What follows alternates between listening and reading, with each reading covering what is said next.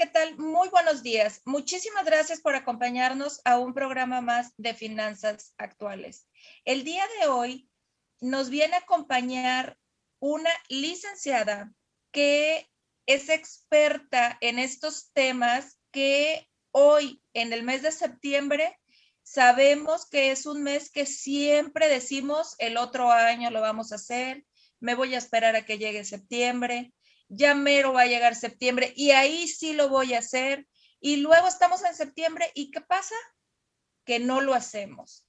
Hoy la licenciada Saraí viene a platicarnos algunos conceptos del porqué de la importancia del testamento, qué es lo que tú debes de conocer y por qué es indispensable que lo tengas. Saraí, muchísimas gracias por acompañarnos en este programa de Finanzas Actuales. Bienvenida. Y para arrancar con este tema, yo quiero hacerte una pregunta. ¿A quién puedo incluir en mi testamento? Muchas gracias a ti, Alejandra, por habernos invitado. La verdad es que, como tú bien lo dices, es muy interesante el tema del testamento y más ahorita en el mes de septiembre, que hay una campaña nacional para otorgarte un testamento con un precio preferencial. Entonces, bien con la pregunta que empezamos, la verdad es que tú puedes heredarle a quien tú quieras. Nada más hay que tomar en cuenta que si tú le vas a heredar a una persona menor de edad, en este caso tiene que tener un tutor o puedes escoger que el albacea, que es la persona que va a hacer todo lo que tú quieras en el testamento, o sea, va a hacer todo lo que tú dejaste en tu testamento, el albacea es la persona que lo va a ejecutar, o sea, va a agarrar tu voluntad y va a hacer que la cumplan. Entonces, en dado caso que le dejes tu herencia a una persona menor de edad, puedes poner que el albacea sea la persona que vaya a tener la responsabilidad de cuidar los bienes hasta que esta persona sea mayor de edad o en su caso el tutor de esta persona en particular, ya sea un sobrino o el hijo de una amiga que quieres mucho que le vas a dejar en este caso todos tus bienes, entonces ahí lo puedes plasmar de esa manera. Pero como te digo, la verdad está muy interesante el tema del testamento y este mes es el idóneo para hacerlo debido a que tienen hasta el 50% de descuento en ciertas notarías. Este año no todas las notarías entraron al descuento, pero en la mayoría de las notarías tienen un 50% de descuento. Oye, luego yo he escuchado ese 50% siempre de un monto de bienes. ¿Esto es correcto o es algo que es un chisme o es algo que se ha dejado correr en base a que no hay ningún fundamento sobre eso? O sea, más o menos, ¿cuál es el costo de un testamento? Mira, que va a variar muchísimo. Ahorita aquí en Monterrey el costo varía, o bueno, oscila entre 2,500 a 3,500 con el descuento del 50%. Sin embargo, existen notarios a nivel nacional que te cobran un porcentaje sobre la herencia. A mí en lo personal no me gusta eso, pero suele suceder mucho en México DF. O sea, por ejemplo, en México te cobran todo en base a porcentajes. En Monterrey la diferencia es que muchas notarías ya tienen tabuladores, o sea, ellos te dicen, esto es lo que yo te cobro siempre, ya sea un predio de 100 millones, sea un predio de 1 millón. Entonces, ahí el chiste es que las personas interesadas busquen una notaría que les respete esta opción. Porque pueden estar, o sea, puedes tú ponerte en Google, notarías. Te van a salir 10 notarías en tu estado o en tu municipio y tienes que ir buscando con cada una de las notarías con cuál te da la mejor cotización. Pero yo cuando me contratan para servicios fuera de Monterrey, eso es lo que yo hago. O sea, busco notarías que sepan, o sea, tengan la facilidad de tener correo, porque hay notarías que no tienen. O sea, a mí me tocaba aquí en Monterrey notarías que me dicen, yo no acepto nada por correo, todo me lo tienes que traer en físico. Entonces, para mí eso no es una notaría que funciona. Igual hay abogados que tienen, que son más grandes, que ellos así les gusta trabajar, entonces a esos abogados sí les va a funcionar esa notaría. Pero varía mucho de las notarías. O sea, aquí realmente es con qué notaría vas a hacer tu testamento y esa es la notaría que te debe de respetar el precio que actualmente está. Inclusive, hay una campaña, pero está un poco limitada, donde te dan el testamento gratuito, pero tienes que tener ciertas particularidades. Déjame buscarla bien. Pero creo que nada más tienes que tener máximo una propiedad para que te puedas sentar dentro de ese testamento gratuito que ahorita está aquí en Nuevo León. Es que no me O sale. sea, si solamente tengo una propiedad para heredar, puede ser que entre en esta condición o en este beneficio que otorga. Sí, ¿Y mira, esto es por parte de la notaría o es por parte del gobierno? no, es por parte del gobierno del estado. Aquí en Nuevo León tendrías que ser propietario de un solo inmueble cuyo valor catastral no exceda de 1 millón de pesos. No se requiere presentar la escritura de la propiedad. Que el testamento se designen herederos universales, sin descripción de bienes. Y para el trámite se debe contar con acta de nacimiento, CURP, acta de matrimonio en dado caso de estar casado, llenar un formulario con datos exactos y correctos. Eso te lo piden todos. Si tú vas a una notaría, la notaría te va a dar un cuestionario para que tú lo llenes y con eso ellos te van a entregar un proyecto de testamento. O sea, ellos lo hacen de esa manera porque es más sencillo y el INE o pasaporte vigente de ambos lados. Esa es la información que te piden para entrar dentro de la brigada de los testamentos gratuitos, pero por parte del gobierno del estado. Oye, Saraí, siempre dejamos pasar, sentimos, mira, en lo personal, ustedes saben, pues yo vendo seguros, ¿no? Y como que yo siento que para la mayoría de las personas, comprar un seguro de vida es como que sienten que, ay, no lo compro porque me voy a morir. De verdad que siento una relación o una correlación muy similar en el testamento. Como que muchos pensamos de, oye, no, mejor no hago el testamento porque eso luego no vaya a ser que me sale y ya porque ya hice testamento me vaya a morir. ¿Qué pasa, Saraí, si no hago testamento y fallezco? ¿En qué problemas puedo meter a mi familia al tomar esta decisión tan equivocada de no tener un testamento? Mira, la realidad es que yo siempre recomiendo el testamento. Yo tengo 30 años y muchos amigos míos están con el tema de, yo les digo, ya es el mes del testamento, es septiembre, para que lo hagan. ¿Por qué? Porque ahorita con el tema del COVID, lamentablemente muchas personas han fallecido y han hecho que sus seres queridos pasen por un periodo muy doloroso. De primero, han fallecido personas jóvenes que no pensaste que te ibas a ir, o sea, a cualquier persona le puede pasar. Sin embargo, sí ahorita se está dando mucho esa situación donde, a ver, bueno, fallecí lamentablemente, tengo esposa, tengo hijos, tengo 30 y tantos años, todavía como no dejé testamento porque yo no pensé que me fuera a pasar a mí, mi esposa tiene que seguir un proceso de, tiene las tarjetas de crédito. Las tarjetas de crédito y las tarjetas de débito, quieras o no, tienen un seguro. ¿Que puede ser poquito? Sí, pero son 30,000, 40,000, 50,000 pesos que te pueden ayudar. O sea, que pueden de alguna manera servirle a tu ser querido para pagar los gastos de funerarios que probablemente tampoco los tengan contemplados. Entonces, si tú no tienes un testamento o no tienes designado ya una persona para empezar en tu trabajo, o sea, tú estás trabajando, eres Godín, y tú falleces, ellos te deben de dar no me acuerdo si tiene quito liquidación, pero es uno de los dos. Entonces, te tienen que dar algo. Yo como abogada de empresa, cuando falleció un trabajador, yo les decía a las esposas, oye, qué pena, pero tienes que seguir un proceso. ¿Por qué? Porque a mí también el seguro de vida, el banco no me va a dar el seguro de vida para dártelo a ti si no sigues un procedimiento de designación se llama designación no es designación de heredero, es como designación de beneficiario único, que ese procedimiento se hace ante la Junta de Conciliación y Arbitraje. Te vas a tardar como de 3 a 6 meses.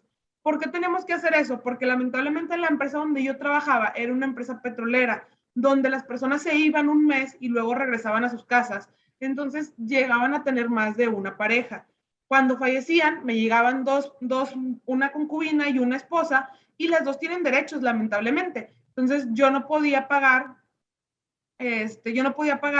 dos liquidaciones o dos seguros de vida. Entonces se hacía ese procedimiento para que ya viniera una y me dijera, no, mira, aquí está, yo soy la única beneficiaria.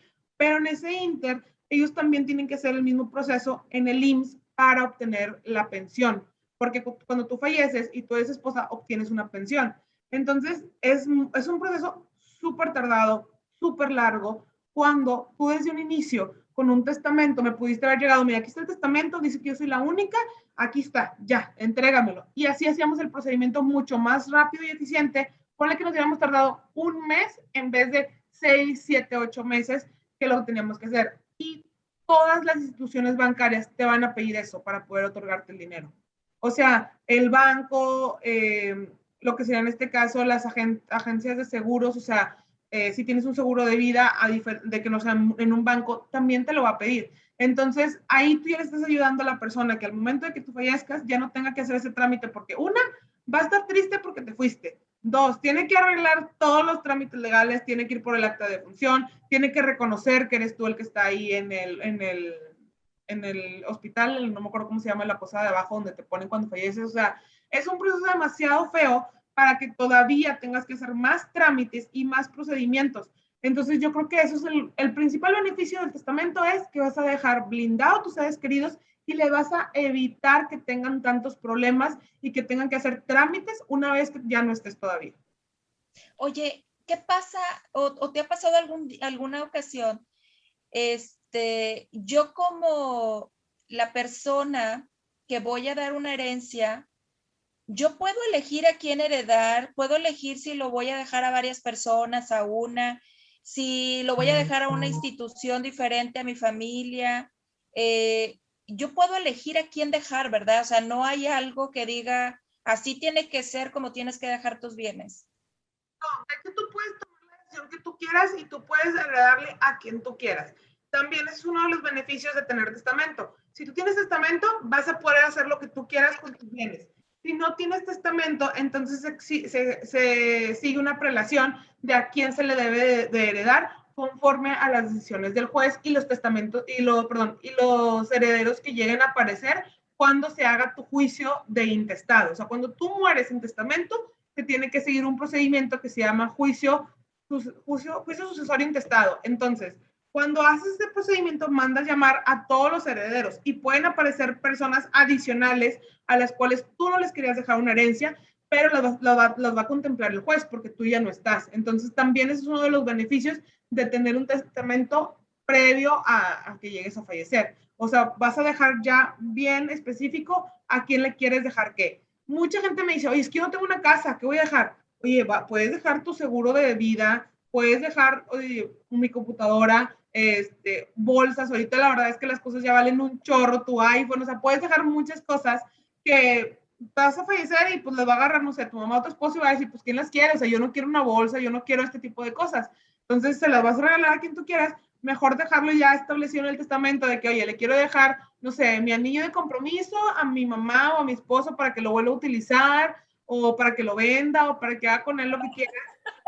O sea, pero mínimo ya tienes algo, porque si no, pues ahí van a estar peleándose por, tú dices cosas pequeñas, pero al final de cuentas son cosas que tienen valor, y que pueden ellos venderlas o reutilizarlas. Y pues dices, yo no quiero que lo tenga mi esposo, yo quiero que se lo quede a mi mamá para que nunca lo vuelva a utilizar con nadie, o no sé. Puede pasar muchas cosas, pero eso es lo interesante de tener ya un testamento.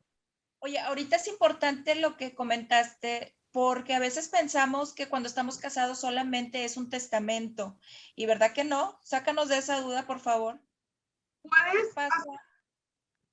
es que hay dos cosas. Puedes hacer tu testamento en conjunto con tu esposo o pueden hacer un testamento cada una de las partes. Por ejemplo, yo te voy a dar el ejemplo de mis papás, que pues, aquí lo estoy diciendo, pero bueno, no pasa nada. Ellos hicieron un testamento en conjunto. Entonces, si mi mamá fallece, mi papá se queda con todo.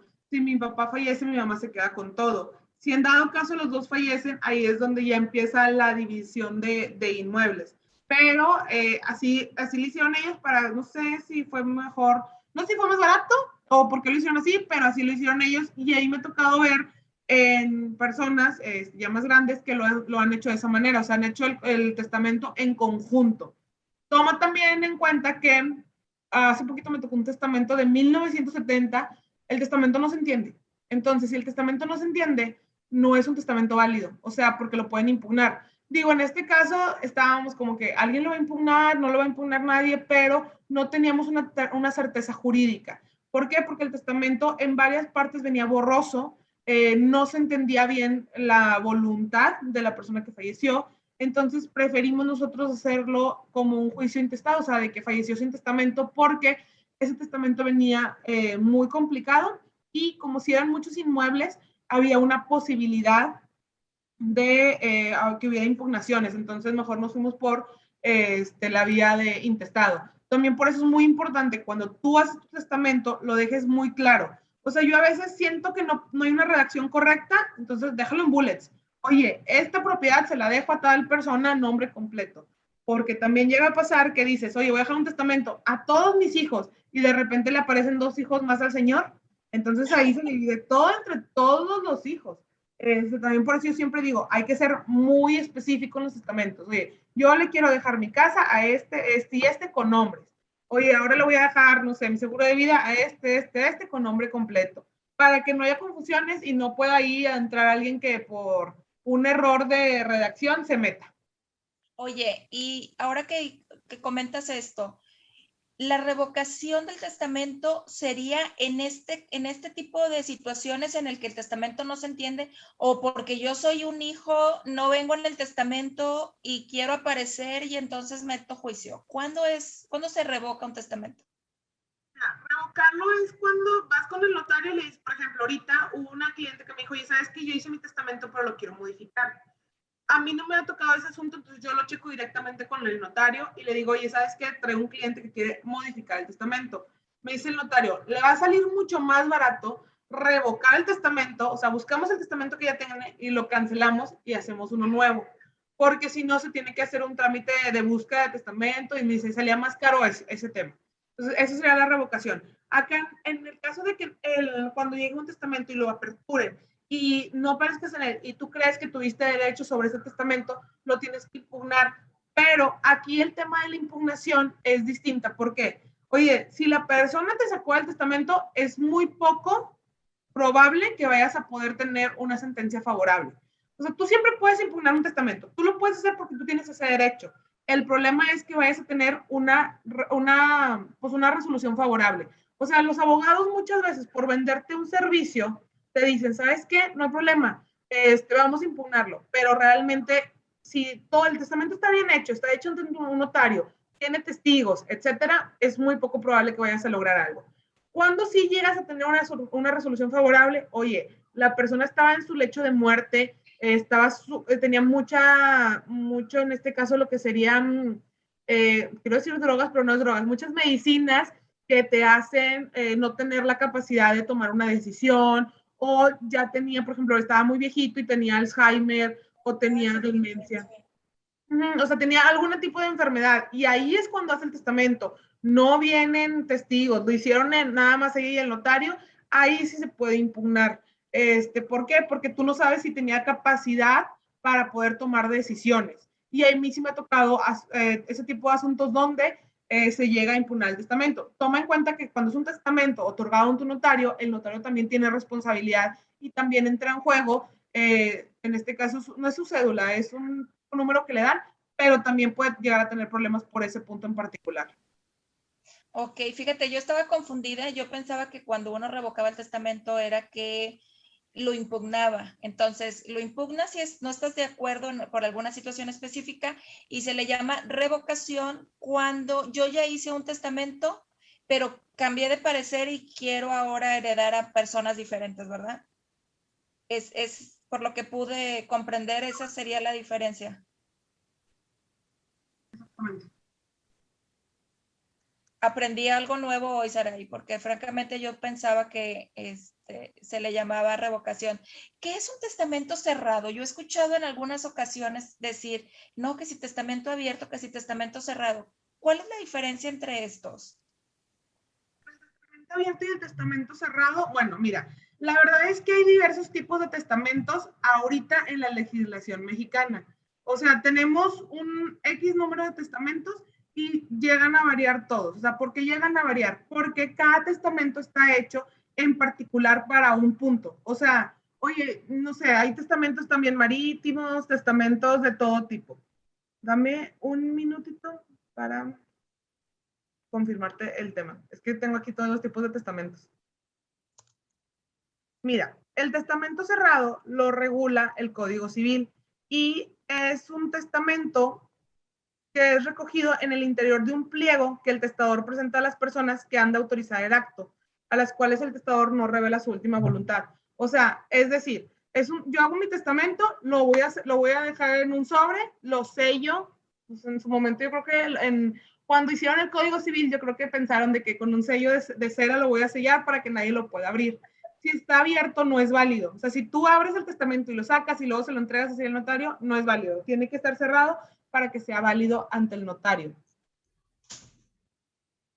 Y en este caso, por ejemplo, el testamento cerrado lo puede otorgar cualquier persona física a partir de los 14 o 16 y 18 años. ¿Por qué te digo tanta diferencia entre uno y otro? Lo que pasa es que conforme a la legislación vigente, en ciertos estados puedes dejar el testamento desde cierta edad y en otros estados a partir de cierta edad. O sea, está ahí medio complicadito.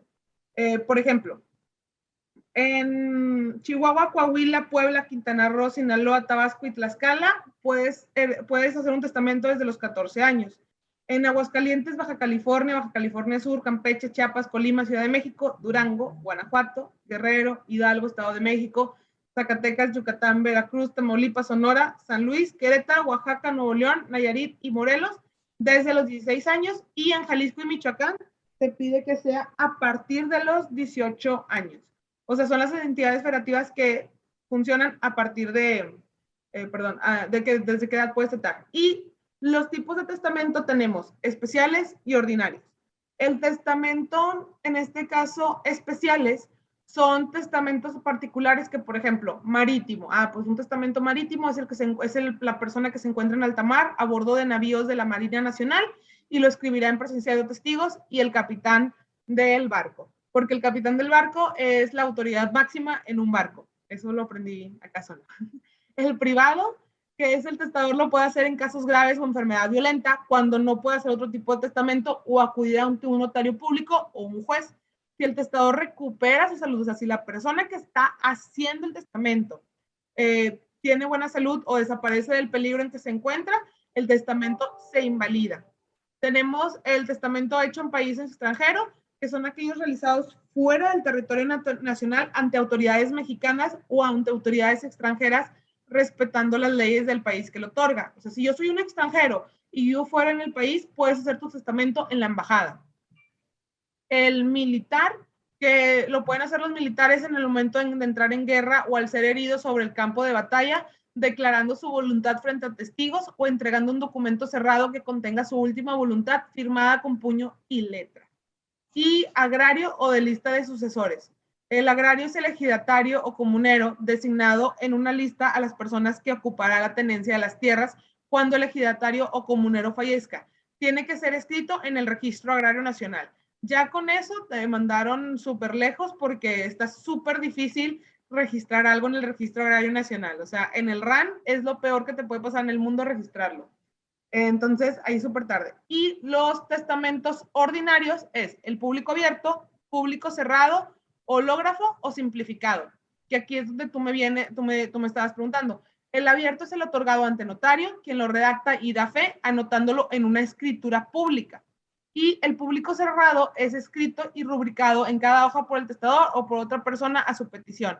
El sobre que lo contenga deberá estar cerrado y firmado en su cubierta por el testador, los testigos y en dado caso el notario, quien además pondrá su sello para darle validez. O sea, un sello para que nadie lo pueda aperturar. ¿Cuándo se invalida el público cerrado? Si alguien lo abre y no está en presencia del notario o de un juez. El hológrafo es el escrito fechado y firmado por puño y letra del testador. Debe ser depositado en el archivo de notarías para su validez. Y el simplificado es aquel que se hace en la misma escritura de adquisición o regularización de un inmueble destinado a la vivienda. El propietario establece quiénes serán los herederos de la propiedad. O sea, yo estoy comprando una propiedad, pero desde la que la compro, ya voy a poner yo que la propiedad va para tal persona o X o Y. Fíjate qué interesante. Nosotros generalmente pensamos que existe solamente un tipo de testamento y hoy aprendimos que existen muchísimos tipos de testamento, que somos libres de dejar a quien nosotros querramos, aunque sea casi creo que mi pluma, yo soy libre de dejarlo a quien yo quiero. O sea, a veces pensamos que no tenemos que heredar, pero todo lo que sea nuestro puede ser heredable, y si lo queremos, que esto llegue a manos de una persona en específico, pues qué mejor que un testamento, ¿no?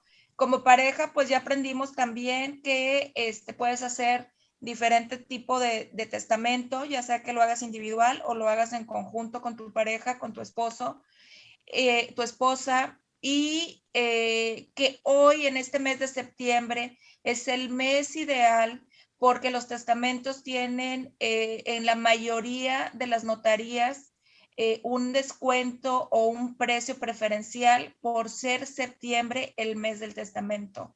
Aprendimos muchísimo el día de hoy. Sarai, muchísimas gracias por acompañarnos. La verdad es que yo tenía algún conocimiento del testamento, pero con la información que nos acabas de dar hoy, creo que muchos de nosotros las dudas que nos surgían, pues ya aquí tú nos pudiste aclarar estas dudas.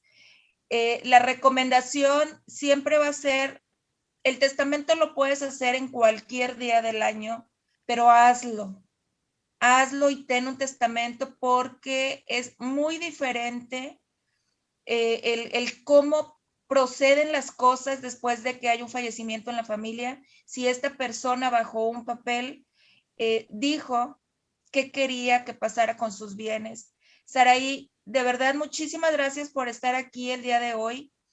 Danos unas 2 recomendaciones más para cerrar el programa, por favor. Mira, yo creo que lo más importante es siempre prevenir y estar preparado. O sea, yo ahorita con el tema del COVID bueno, yo me operé hace 2 años, entonces hace 2 años hice mi testamento. Mi albacea, o sea, la persona que va a ejecutar todo es uno de mis mejores amigos, que sé que si yo no estoy, inclusive si hubiera fallecido, él hubiera podido hacer todo. Yo sé, ya sabía lo que yo quería, o sea, si llegaba a pasarme algo. Y planear. O sea, es decir, yo ahorita ya tengo pagado, si llego a fallecer, tengo también el tema de la prevención social, o sea, el pagado las capillas, todo. ¿Por qué? Porque creo que es la mejor manera de ayudar a un ser querido. O sea, si yo fallezco, mi esposo ya no tiene que hacer nada más tiene que hablar de falleció, vayan por ella. Inclusive, yo no sabía esto, pero cuando falleces, tienes que hacer unos trámites. Entonces, varias capillas ya te incluyen esos trámites. Entonces, yo creo que esas serían las mejores opciones. Ahorita que estamos hablando del tema del testamento y que está pasando ahorita el tema del COVID, es la mejor inversión que pueden tener. Dejar todo bien claro y apoyar, en este caso, a tus familiares para que no tengan que hacer nada adicional. Pues muchísimas gracias, Araí. Gracias a ustedes por acompañarnos en un programa más, y nos vemos el próximo viernes en un programa más de Finanzas Actuales. Excelente día.